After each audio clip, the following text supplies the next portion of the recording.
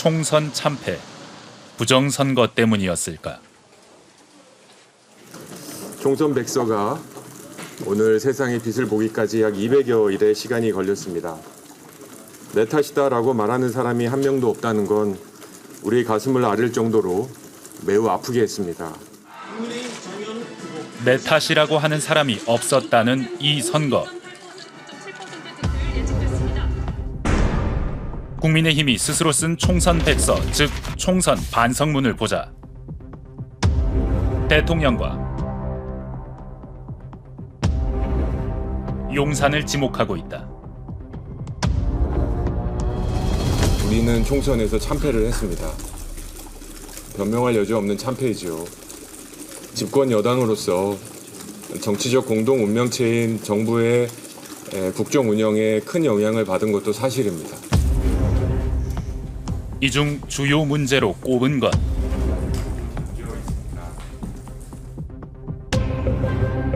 대선 후보 때부터 대통령을 따라다닌 김건희 여사 이슈였다.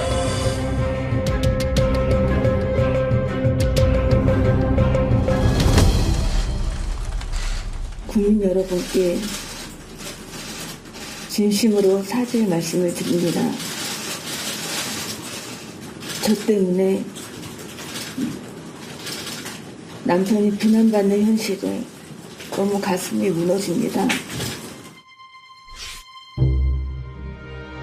당선 뒤에도 여사 논란은 끝나지 않았다. 김 여사가 지난해 9월 서울 서초구 코바나 컨텐츠 사무실 안에서 최재형 목사로부터 300만 원 상당의 디올 가방을 받았다고 주장하며 관련 영상을 공개했습니다. 윤 대통령은 이때부터 정치 공작을 말했다. 여당에서는 이 사안을 정치 공작이라고 부르면서 김건희 여사가 정치 공작의 희생자가 됐다라고 얘기를 하거든요. 동의하십니까?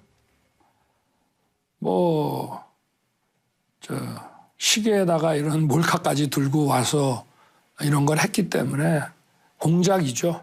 그리고 또 선거를 앞둔 시점에 1년이 지나서 이렇게 이걸 터뜨리는 것 자체가 정치 공작이라고 봐야죠. 야당에선 김건희 여사 의혹에 대한 특검 요구가 이어졌지만 이에 대한 대통령의 답. 가결되었음을 선포합니다. 일관됐다.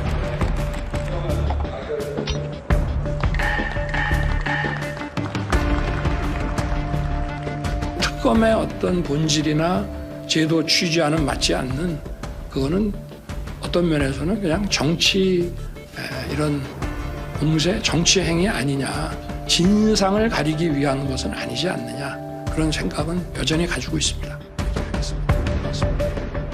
그러나 지지도에 더 영향을 준 건 대통령 본인이었다. 김건희 여사 문제도 김건희 여사를 적절하게 이렇게 국정에 방해가 되지 않도록 하지 못한 대통령의 책임이라고 봐야 되지 않겠습니까? 국민과 가까이 있겠다며 용산 국방부 자리를 밀어내고 대통령실을 이전했지만 제왕적 권력의 상징인 청와대를 국민께 돌려드리겠다고 약속했습니다. 이준석 당대표를 비난한 메시지가 보도되고 미국 순방 중에 비속어 논란에 승인 안 해주고 나중에는 쪽팔려서 언론사와의 갈등까지 불거지자 소통을 중단했다. MBC가 뭘 악의적으로 했다는 거죠? 뭐가 악의적이에요? 대형 참사 뒤에도 대통령은 책임자를 문책하지 않았고 의대 증원 발표는 의료 대란을 불러왔다. 이때마다 지지도는 내려앉아 국민의힘은 이를 총선 참패 원인으로 꼽았다.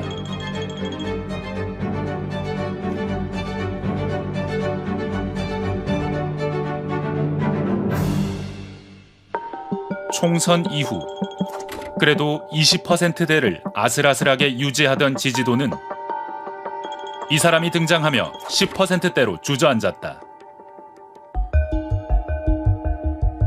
내가 그래서 대통령 여사한테 딱 한마디 뭘 어떻게 해드려야 됩니까? 라고 청해가니까 당선되면은 아크로비스타 출소를 했지. 그 여사가 정말 대단한 거예요. 우리가 뭘 해드려야 아크로비스타 출소. 대통령 부부를 등에 업고 공천거래,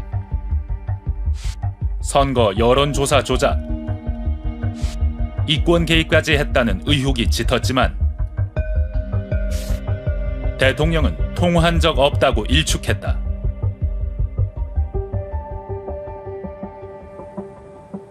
하지만 공개된 이 음성.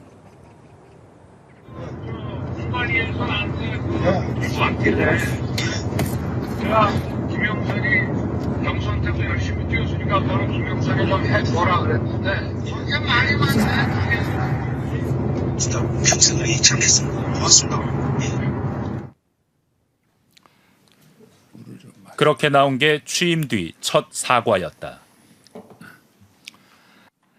국민 여러분께 먼저 죄송하다는 말씀, 진심 어린 사과의 말씀부터 드리고 그리고 이 국정브리핑을 진행하겠습니다.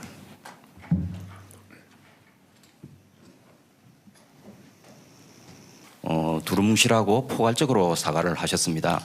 국민들이 과연 대통령께서 무엇에 대해서 우리에게 사과를 했는지 어리둥절할 것 같습니다. 여기에 대해서 보충 설명해 주실 수 있으신지요? 그리고 두 번째 사과는 계엄의 밤 이후 국민의 신뢰가 떠난 뒤에 나왔다.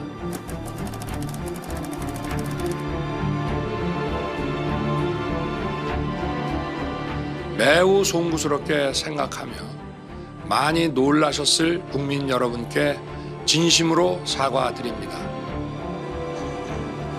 단 2분의 담화. 국회가 아닌 여당만을 말했다. 국민 여러분, 저의 임기를 포함하여 앞으로의 전국 안정 방안은 우리 당에 일임하겠습니다.